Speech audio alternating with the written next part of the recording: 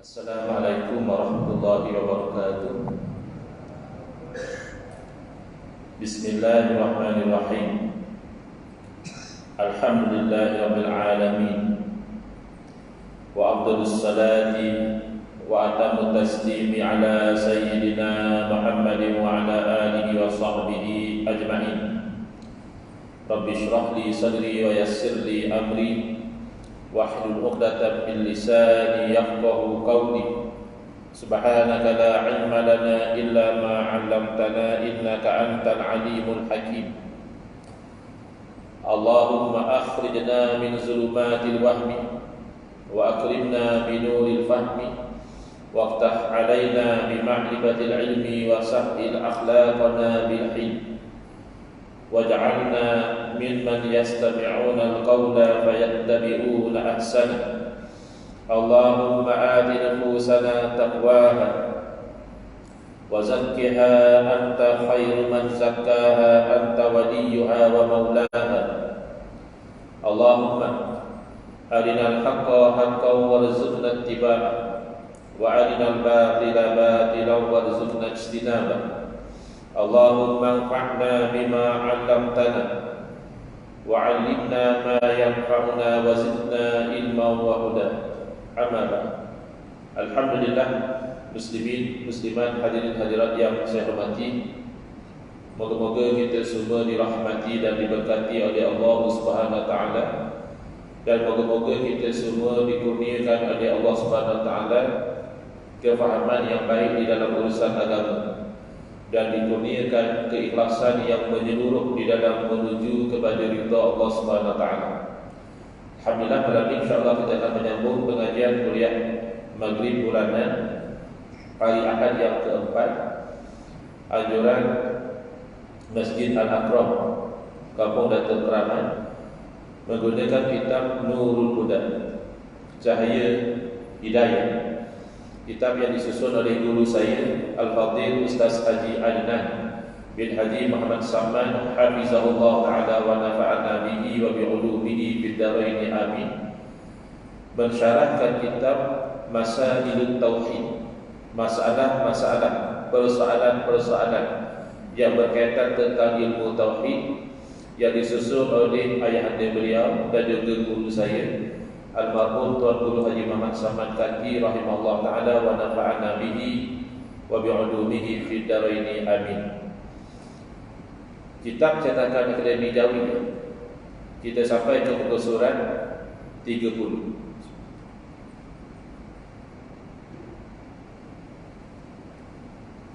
Apa artinya hukum yang dibangsakan kepada akal itu? Yang disebut hukum akal itu apa dia?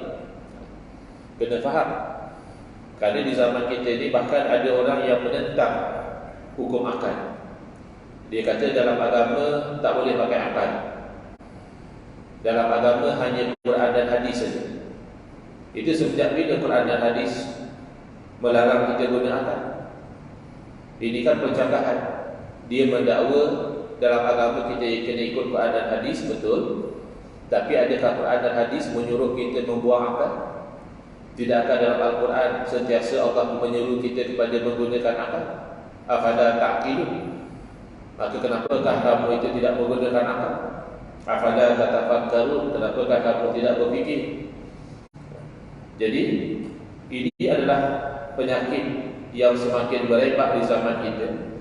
Orang yang jahil, tidak mengetahui bahawa dirinya jahil dan cuba memperbodohkan orang lain.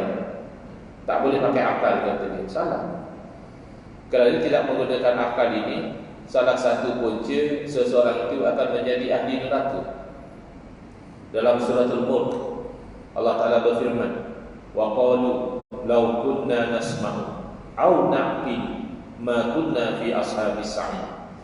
Banyak masjid sekarang dah ada amalan lepas sembahyang Isyak, ramai-ramai baca surah Al-Mulk. Baguslah. Surah Al-Mulk antara surah yang bagus diamalkan, ada fadilat. Jadi kalau kita boleh ambil faham daripada ayat ini, wa qalu, dan mereka ahli neraka berkata, lau kunna nasma'u, kalaulah dahulu ketika di dunia kami itu mahu mendengar dakwah para rasul, au na'qilu, atau ketika di dunia dahulu kami mahu menggunakan akal, ma kunna fi ashabis sa'id, tidaklah kami ini tergolong daripada ahli neraka. Kalau begitu, salah satu dari dua sebab dalam ayat ini masuk neraka adalah tidak menggunakan akal. Hukum kita refresh balik, kita peringatkan balik apa makna hukum. Hukum takrifnya adalah menetapkan sesuatu perkara atau menafikan. Kita kata ya atau kita kata bukan, itu adalah hukum.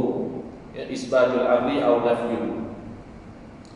Jadi yang menetapkan atau menafikan boleh jadi apa yang disebut sebagai adat, hukum adat. Ya, ini pun sudah saya dapati ada ahli masyarakat yang tak faham. Bila kita terangkan, kita kata oh ini hanya hukum adat saja. Dia kata mana boleh hukum adat bercakap dengan syarak. Bila dijawab macam itu, kita sudah dapat detect, kita sudah dapat kesan kalau yang dia faham dalam otak dia dengan hukum adat itu tak sama seperti yang diuraikan oleh para ulama. Dia sangkakan kalau adat orang Melayu ada yang bercakap dengan syarak, yang itu kita tak boleh ikut. Boleh ikut adat orang Melayu ni, tapi yang tak bercakap dengan syarak, itu bukan hukum adat yang dimaksudkan. Hukum adat yang dimaksudkan adalah penetapan atau penafian berdasarkan natijah setelah berulang kali cuba. Lalu ditetapkan ada dengan ada kerana biasanya begitu yang berlaku, ataupun ada dengan tiada, ataupun tiada dengan ada, ataupun tiada dengan tiada. Macam mana boleh tetapkan tu? Kerana kalau selalunya cuba jadi macam itu. Ini sebenarnya adalah berkaitan antara sebab dan musabab, cause and effect. Jadi dia cuba dapat natijah yang sama, dia cuba lagi dapat natijah yang sama.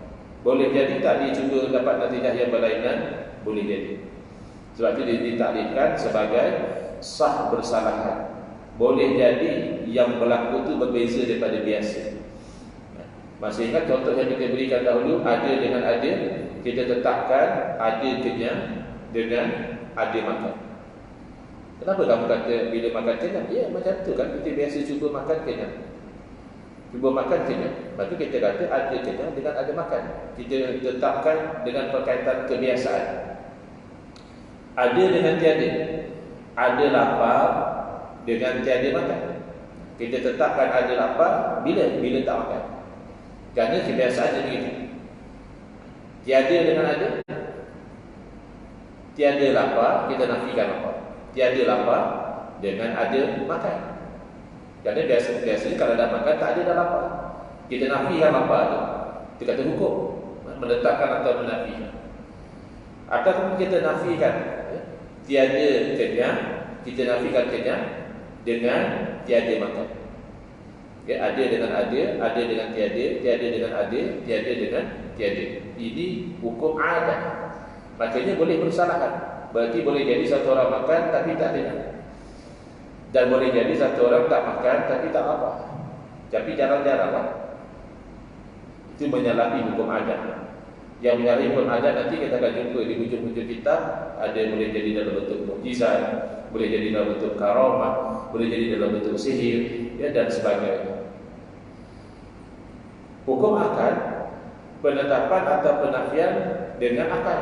Kalau hukum syarak itu ditetapkan, ini wajib, ini sunat, ini harus, ini makruh, ini haram, dengan penetapan daripada Allah Subhanahu wa taala, sebagaimana yang diberitahu oleh Rasulullah SAW, baik melalui jalan Al-Quran ataupun hadis. Itu namanya hukum syarak. Jadi kalau hukum adat, dia tidak akan bercanggah dengan hukum syarak. Hukum adat ini dia membantu penetapan hukum syarak. Dia membantu. Jadi syarak akan ambil kira adat.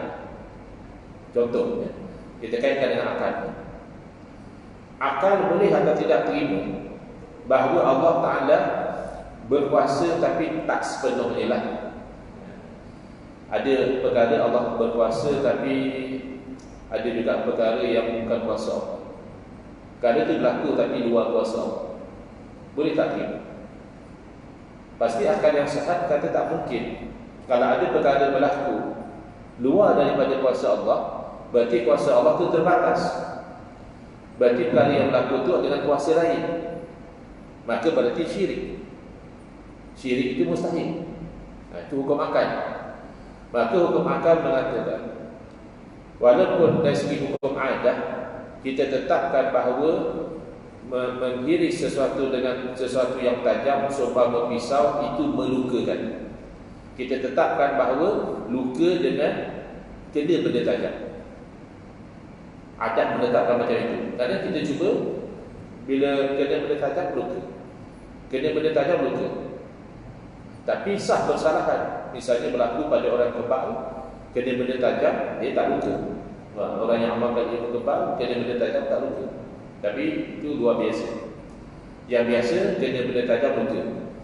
Akal mengatakan luka itu pun kuasa Allah. Sekira-kira kalau Allah Ta'ala kehendaki boleh sahaja kena benda tajam tapi tak luka. Syarak ambil kira hukum adat. Walaupun akal kata sebenarnya yang melukakan itu adalah Allah, bukan pisau yang tajam tadi. Tapi adat mengatakan pisau yang tajam itu melukakan. Lalu kalau satu orang mengambil pisau yang tajam dan dia tikam kawan dia, maka syarak ambil kira hukum adat tadi, dia boleh didapati bersalah kerana mencederakan atau membunuh orang.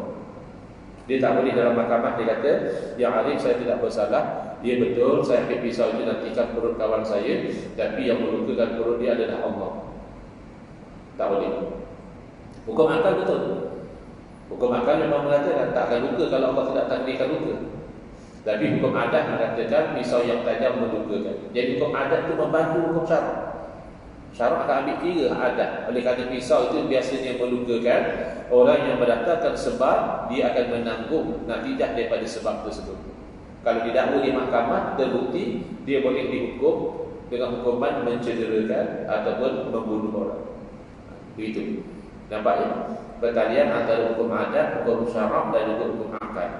Hukum akal dia lebih membantu di dalam akidah. Hukum adat dia lebih membantu dalam fiqh. Kan fiqh selalu dia kata-kata dia tengok pada kebiasaan. Kalau kebiasaan macam ni, maka hukumnya macam ni. Kata hid pun kan tengok pada kebiasaan. Fiqh ni dia tengok pada kebiasaan. Akidah dia tengok kepada akal. Sesuatu yang mustahil dalam akal, maka itu dinafikan dari segi akidah. Dan akal dan akal itu dia selagi. Nakal makna wahyu, akal adalah pemikiran seseorang. Maka akal yang sihat dia akan menunjukkan kepada kebenaran wahyu. Wahyu juga akan membenarkan apa yang ditunjukkan oleh akal. Ini kecantikan Islam. Sebab itu orang yang liberal, kalau dia nak melawan kepada agama lain, mungkin. Tapi kalau dia nak melawan kepada agama Islam, kerana dia kata nak membebaskan manusia supaya berfikir, dia tak perlu. Memang Islam membebaskan manusia supaya berfikir. Islam tidak mahu manusia bertaklid, membuta duri. Asalkan nenek moyang sembah berhala, ya kita sembah berhala. Tak mahu. Fikirlah. Berhala itu kan kamu yang bentuk, kan batu, kan kayu, kenapa kamu sembah? Islam suruh kita berfikir. Jadi erti hukum akal itu ialah menetapkan satu pekerjaan, satu perkara bagi perkara yang lain atau menafikan dia daripadanya tanpa berhenti di atas berulang-ulang cuba.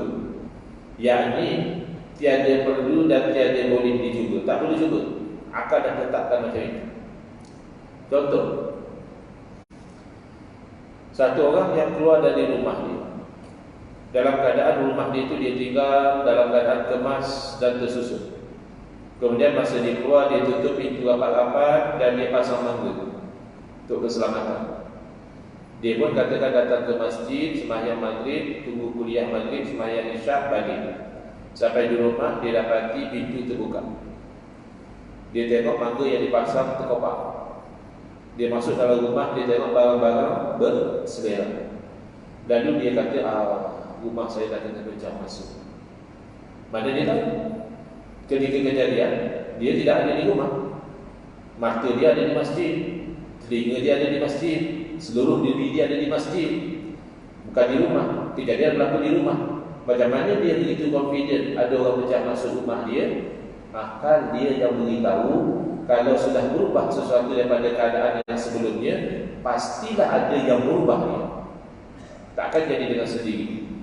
Tentu ada orang yang buat. Itu namanya wajib. Wajib akli, bukan wajib syarak. Dia kata mesti ada orang pecah masuk rumah saya, mesti itu wajib. Bukan wajib syarak. Wajib syarak maknanya pecah masuk rumah orang dapat pahala. Wajib syarak. Kalau tak pecah masuk rumah orang berdosa. Bukan. Ini wajib akli.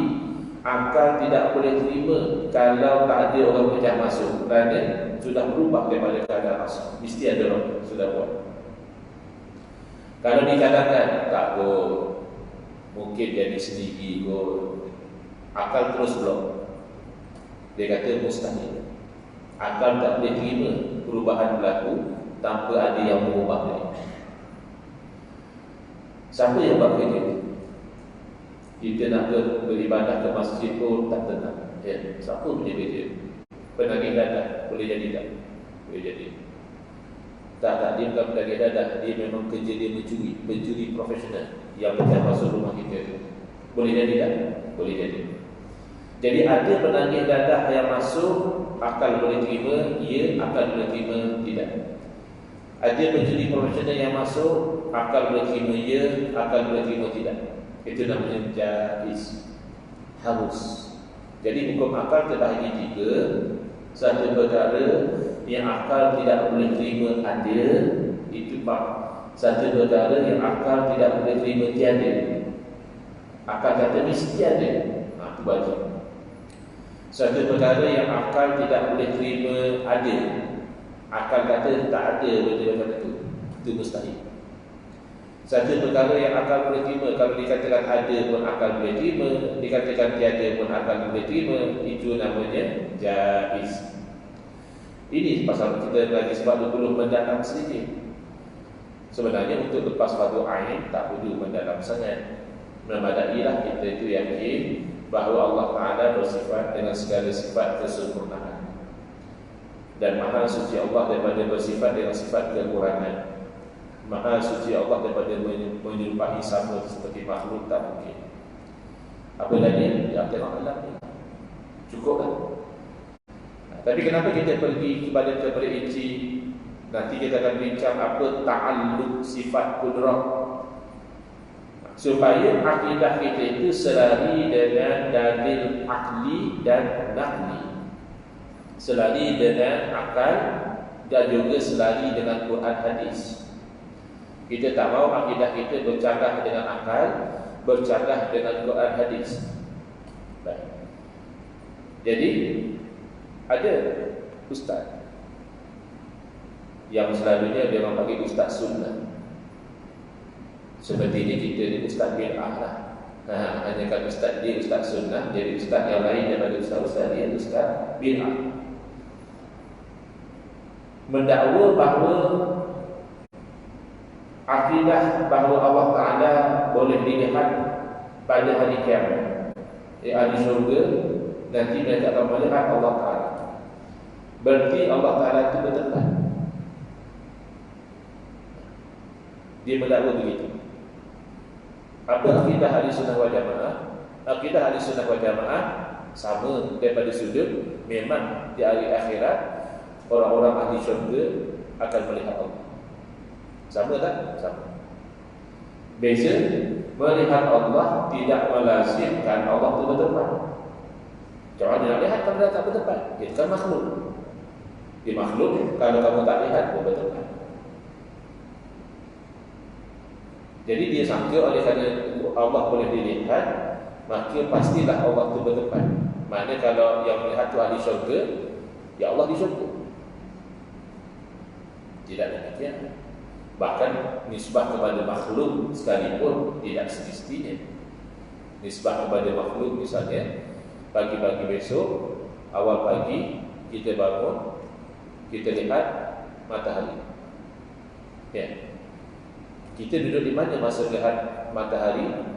Di kampung Datuk Keramat.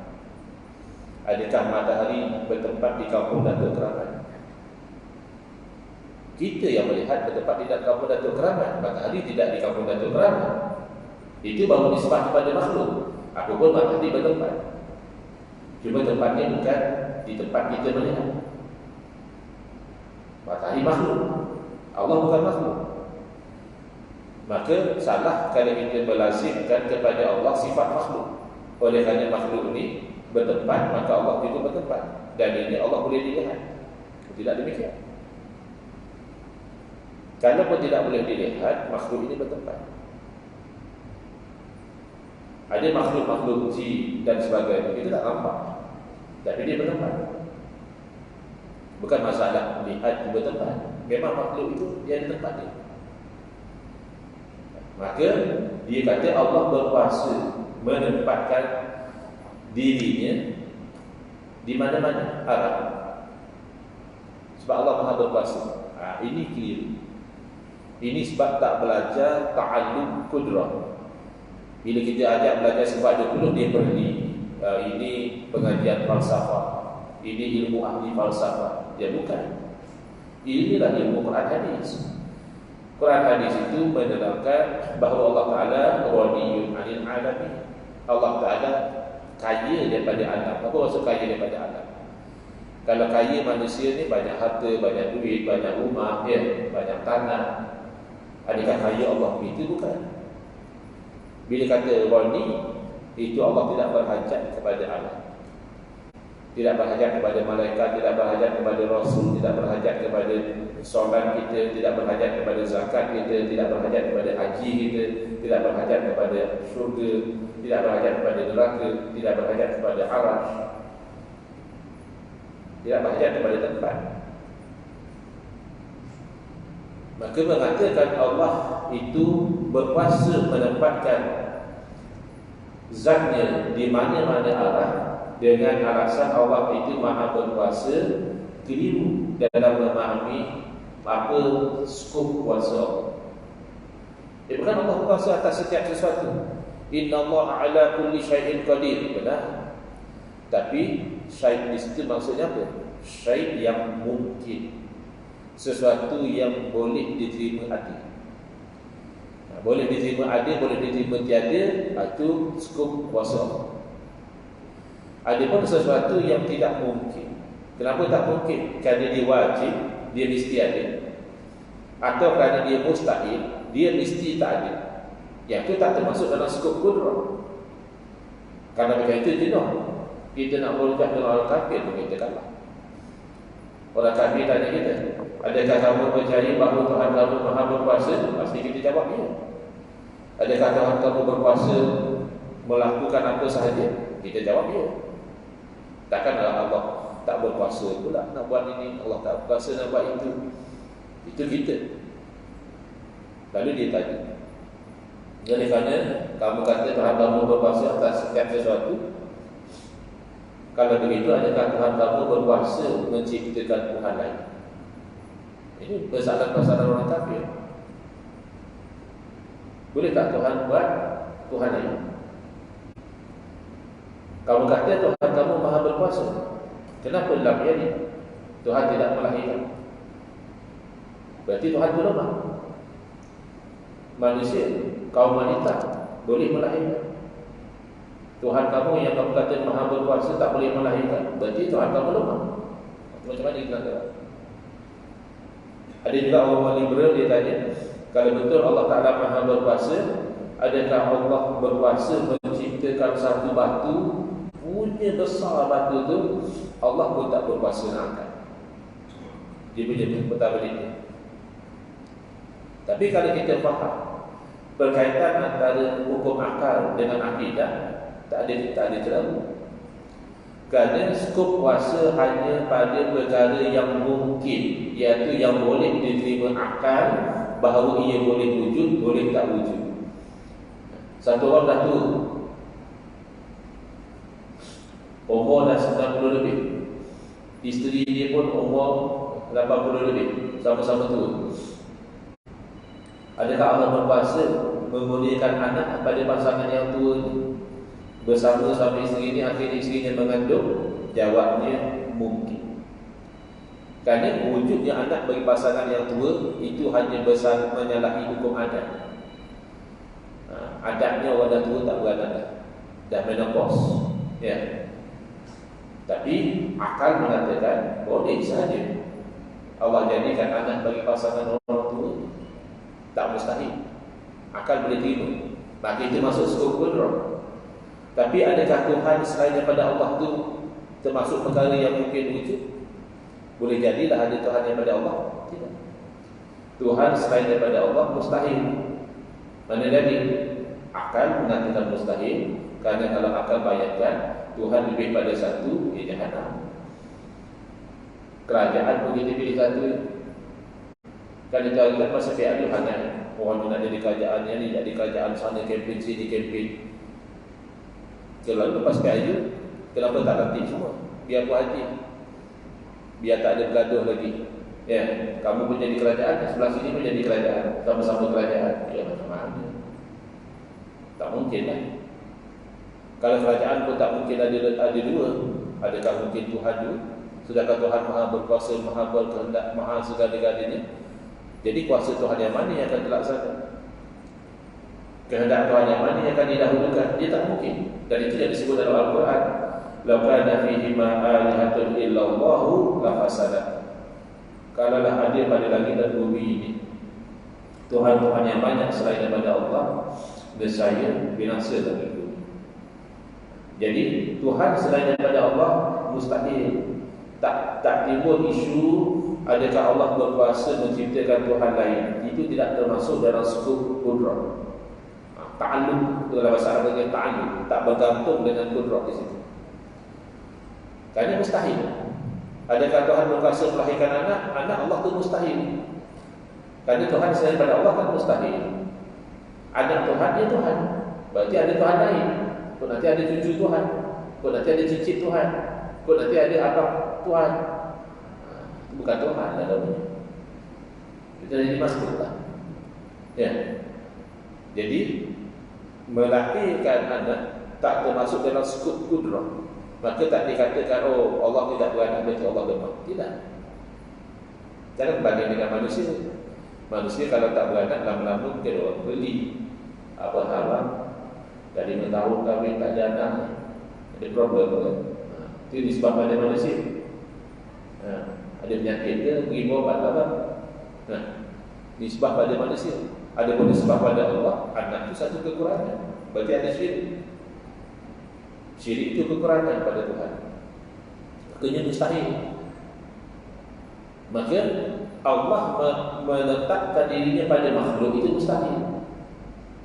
Bahkan golongan ini yang mendakwa ikut sunnah ni, dia pun tolak akidah macam itu. Kalau kita tanya dia, kamu terima tak akidah al-hulul wal-ittihad? Apa dia al-hulul? Al-hulul itu maknanya Tuhan tu menjelma pada makhluk dia. Al-ittihad, Tuhan tu menyambung terus dengan makhluk dia. Tuhan dan makhluk tu bersatu. Kita kata mustahil. Itu akidah yang sesat. Itu akidah yang kufur.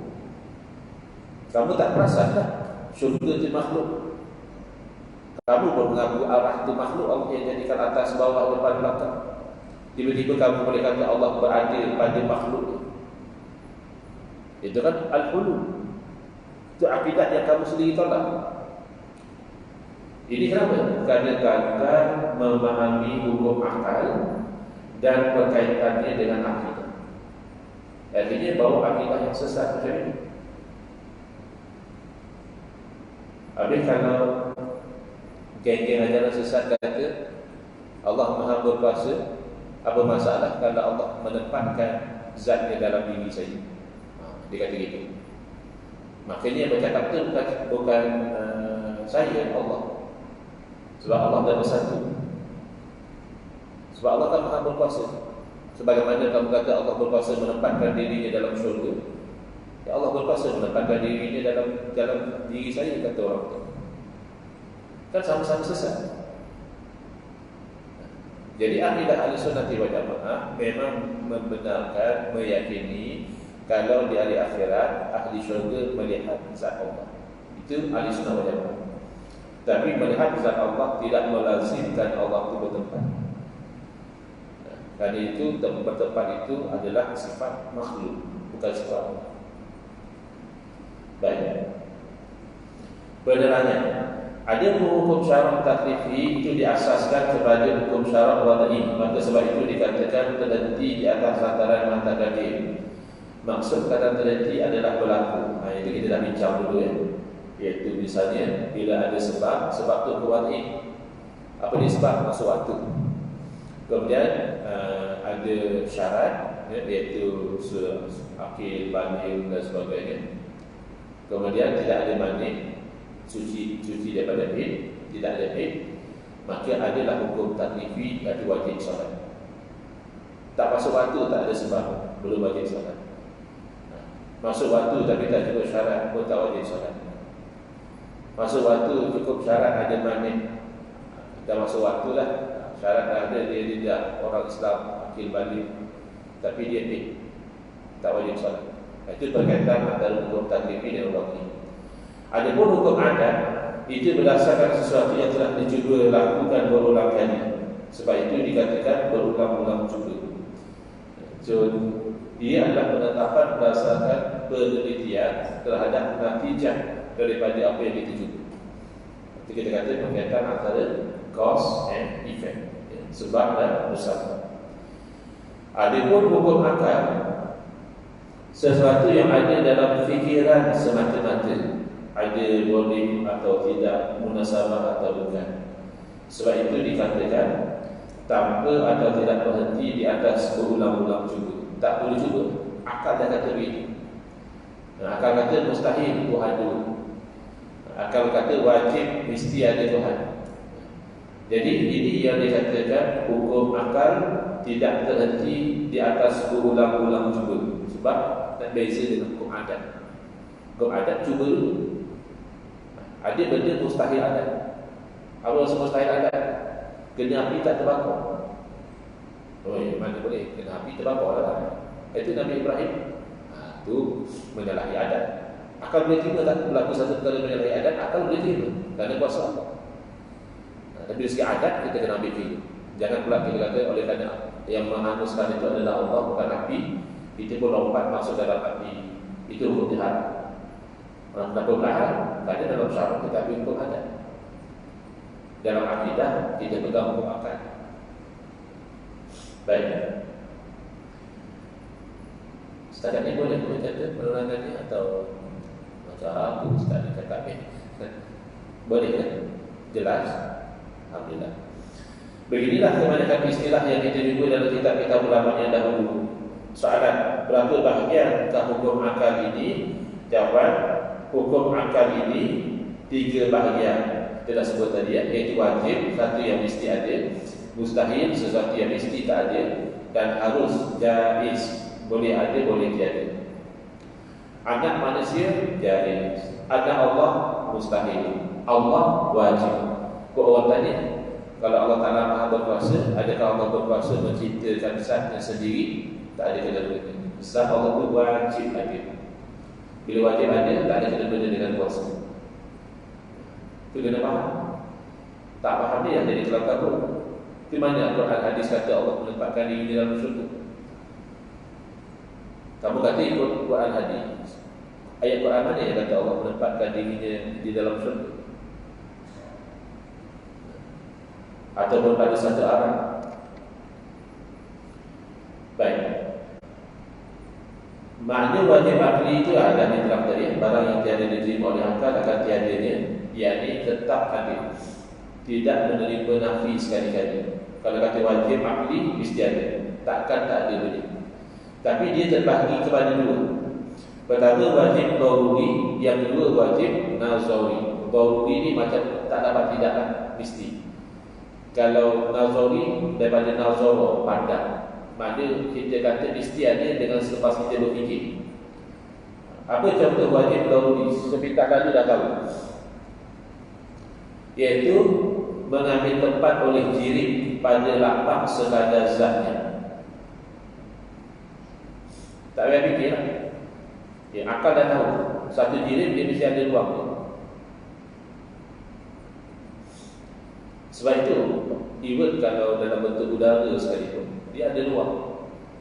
Misalnya kita letak air dalam mandi penuh, kemudian kita masukkan satu belon yang ada udara dalam belon itu, maka banyak air yang melimpah keluar.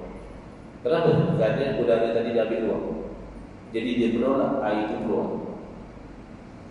Nak kena fikir kan? Bahawa satu jirim itu mengambil ruang, tak perlu. Kita tak tahu. Mesti ada sesat jirim itu ada ruang tu. Kecil ke besar ke macam mana, ada ruang tu. Bila dia ambil ruang yang luas, kurang tumpat. Bila dia banyak ambil ruang yang kecil, dia lebih tumpat. Yang kurang tumpat, dia boleh timbul di atas yang kurang tumpat. Yang kurang tumpat, timbul atas yang lebih tumpat. Lepas tu kapal, walaupun dia berat, dia timbul atas lagi. Sebiji kapal dengan sebetul batu yang kecil, mana lebih berat? Dia berat kapal. Tapi kenapa kapal timbul batu tergerak? Kerana ketempatan. Tapi tumpat atau tak tumpat, dia ambil ruang. Tapi yang kena fikir adalah iaitu wujudnya zat Allah Ta'ala dan segala sifat. Yang itu kalau tak fikir, kita tak nampak wujud Allah.